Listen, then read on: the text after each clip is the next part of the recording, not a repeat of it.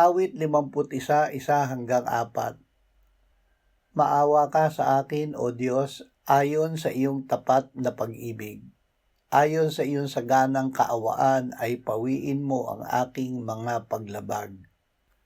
Hugasan mo akong lubos sa aking kasamaan at linisin mo ako sa aking kasalanan.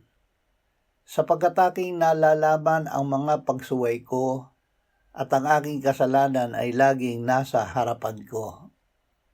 Laban sa iyo lamang ako nagkasala at nakagawa ng kasamaan sa iyong paningin, upang ikaw ay maging ganap sa iyong pagsasalita at walang dungi sa iyong paghatol. Tanging dahil sa biyaya ng Diyos. Ang pagliligtas sa atin ng Diyos ay tanging dahil sa kanyang biyaya na tinanggap natin sa pamamagitan ng pananampalataya. Ito ay hindi dahil sa anumang ating gawa, kaya't wala tayong maipagmamalaki.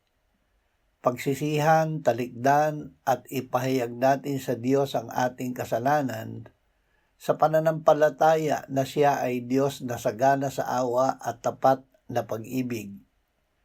Lumapit tayo sa pananalig kay Jesus na siya na hindi nagkasala ay ginawa ng Diyos na may sala para sa ating kapakanan upang tayo ay maging katuwiran ng Diyos.